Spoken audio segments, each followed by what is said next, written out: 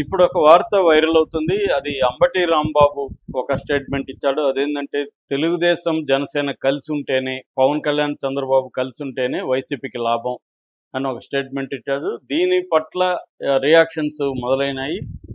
లాభం ఎలాగో చెప్పలేదు అతను అని వీళ్ళు అంటున్నారు, తెలుగుదేశం, జనసేన వాళ్ళు. వైసీపీలో మాత్రం ఇతను అనవసరంగా కెలికి దీనికి గందరగోళం చేస్తున్నాడు. వాళ్ళిద్దరు కలిసి ఉంటే మనకెలా లాభం? ఎందుకంటే కమ్మ కాపు కాంబినేషన్ ఉన్నప్పుడు వాళ్ళ ఓటు శాతం పెరుగుతుంది తప్ప తగ్గదు. విడిపోతేనే డివైడ్ అవుతుంది.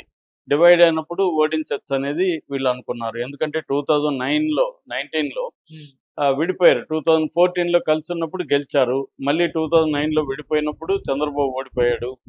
తర్వాత ఇప్పుడు మళ్ళీ 24లో మళ్ళీ వాళ్ళు ఐక్యంగా ఉన్నారు కాబట్టి మళ్ళీ కూటమి అధికారంలోకి వచ్చింది.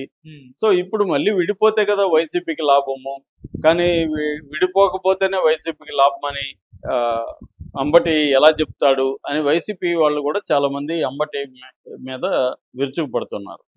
అయితే అంబటి ఉద్దేశం ఏంటి అనేది మనం చూస్తే, మామూలుగా ఎప్పుడైనా కూడా అధికార పార్టీకి ఎంతో కొంత యాంటీ ఇన్కంబెన్స్ అనేది ఉంటుంది. అంటే వ్యతిరేకత అనేది ప్రజల్లో ఉంటుంది. ఇవాళ అన్ని పార్టీలు కూడా అలివిగాని హామీలు ఇచ్చేయడం అనేది జరుగుతుంది. గెలవాలి కాబట్టి ఆర్థిక పరిస్థితి సహకరించినా సహకరించకపోయినా హామీలు ఎక్కువ ఇవ్వాల్సిన పరిస్థితి అన్ని పార్టీలకు ఏర్పడింది.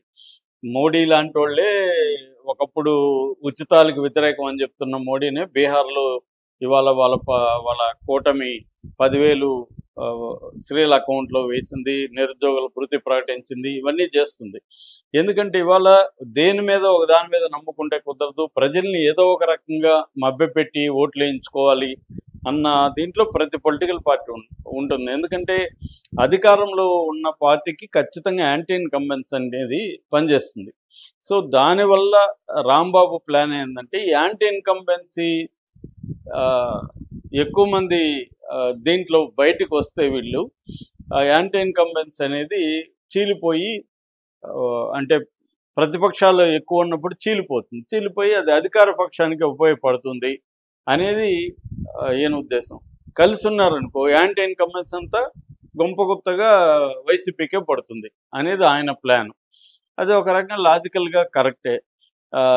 ఎందుకంటే చాలాసార్లు యాంటీ ఇన్కంబెన్సీ చీలిపోయినప్పుడు అధికార పార్టీ చేస్తుంది. అందుకని ఇప్పుడు మనకి ఇక్కడ బీహార్లో ఎన్నికల్లో చూసుకుంటే కూడా ఈయన ప్రతిసారి ఓవైసీ ఎందుకు అక్కడ పోయి పోటీ చేస్తాడంటే యాంటీ ఇన్కంబెన్సీ ముస్లింల్లో ఉంటుంది కాబట్టి స్ట్రాంగ్గా ముస్లిం ఓటుని చేల్చడం అనేది ఈయన పని. అట్లాగే ఇప్పుడు ప్రశాంత్ కిషోర్ కూడా అదే పని చేస్తున్నాడు. బీ టీమ్ టు మోడీ అనేది ప్రతిపక్షాలు విమర్శిస్తున్నాయి. ఎందుకంటే అక్కడ నితీష్ కుమార్కి లేకపోతే మోడీ ఆ కూటమికి ఎన్డీఏకి వ్యతిరేకతని చీల్చి ప్రశాంత్ కిషోర్ చేల్చడం ద్వారా ఈ ప్రతిపక్షాలకి పోయే ఓటుని తను కొంత లాగేసుకోవడం వల్ల అధికార పక్షానికి హెల్ప్ చేయడానికే ప్రశాంత్ కిషోరు ఎన్డీఏ దగ్గర డబ్బులు తీసుకొని పనిచేస్తున్నాడు అనేది ఇండియన్ కూటమి విమర్శ. ఆ రకంగా ఇక్కడ కూడా ఏం చెప్పిన దాంట్లో లాజిక్ వచ్చేందంటే ఈ ప్రభుత్వం మీద వ్యతిరేకత ఉంది. ఈ ప్రభుత్వం మీద వ్యతిరేకత రేపు బీజేపీ, జనసేన సపరేట్గా పోటీ చేశారనుకో, ఆ వ్యతిరేక ఓటు బీజేపీ, జనసేన, వైసీపీ, కాంగ్రెస్ల మధ్య చీలిపోతుంది. అప్పుడు వైసీపీ వీక్ అయిపోతుంది. సో కాబట్టి అధికారంలో లేనప్పుడైతే అది కరెక్టే. అధికారంలో లేనప్పుడు వైసీపీకి యాంటీ ఇన్కంబెన్సీ చీలిపోకూడదు. పవన్ కళ్యాణ్ లాజిక్ కూడా అదే కదా. పదే ఓట్ల చెల్లనివ్వను అని ఎందుకన్నాడు? యాంటీ ఇన్కంబెన్సీ ఉంటుంది జగన్కి. ఆ యాంటీ ఇన్కంబెన్సీ చీలిపోతే మళ్ళీ జగనే వస్తాడనేది పవన్ కళ్యాణ్ కూడా అండర్స్టాండింగ్. అది కరెక్ట్ కూడా, అది వర్కౌట్ అయింది కూడా కలవడం వల్ల. కానీ అధికారంలో లేనప్పుడు అది వర్కౌట్ అవుతుంది. కానీ ఇప్పుడు వీళ్ళే అధికారంలో ఉన్నప్పుడు వీళ్ళకి యాంటీ ఓటు ఎక్కడికి వెళ్ళాలి? ఇప్పుడైతే వైసీపీకి వెళ్తుంది. కానీ రేపు పవన్ కళ్యాణ్ ఉంటే ఆయన ఒక 6% చీలుస్తాడు, బీజేపీ ఒక దాదాపు 2% బీజేపీ చీలుస్తుంది, కాంగ్రెస్కి ఒక 1% వెళ్తుంది. ఇలా ఈ మొత్తం ఒక 10% ఓట్లు చీలిపోతే మళ్ళీ తెలుగుదేశమే అధికారంలోకి వచ్చే అవకాశం ఉంది. అందుకని యాంటీ ఇన్కంబెన్సీ చీలకూడదంటే వీళ్ళు అలాగే కలిసి ఉంటే యాంటీ ఇన్కంబెన్సీ ఓటు అంతా గంపగుత్తగా వెళ్ళి వైసీపీకే పడుతుంది. ఇది ఆయన లాజిక్. సో జనరల్గా అయితే ఆ లాజిక్ కరెక్టే, కానీ ఒక్కొక్కసారి ఆ లాజిక్లు కూడా పనిచేయకపోవచ్చు.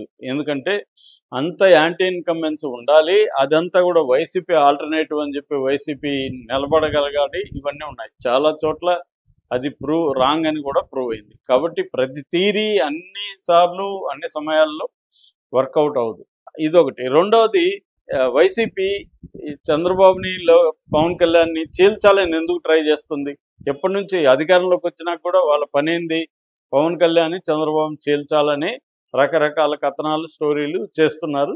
ఎప్పుడైనా కూడా కూటమిలో వివిధ పక్షాల మధ్య ప్రాబ్లమ్స్ అనేవి వస్తాయి. మొన్న నారాయణ ఆడియోని కూడా విపరీతంగా ప్రమోట్ చేశారు, వీళ్ళు ప్రచారం చేశారు వైసీపీ వాళ్ళు. ఏది జనసేనకు సంబంధించి మేము నారాయణ వర్మని తిట్టడం కావచ్చు, అట్లాంటివి కొన్ని వచ్చాయి కదా బయట. అట్లాగే చిన్న చిన్న లోకల్గా ప్రాబ్లమ్స్ వచ్చినప్పుడు కూడా జనసేనకి తెలుగుదేశానికి మధ్య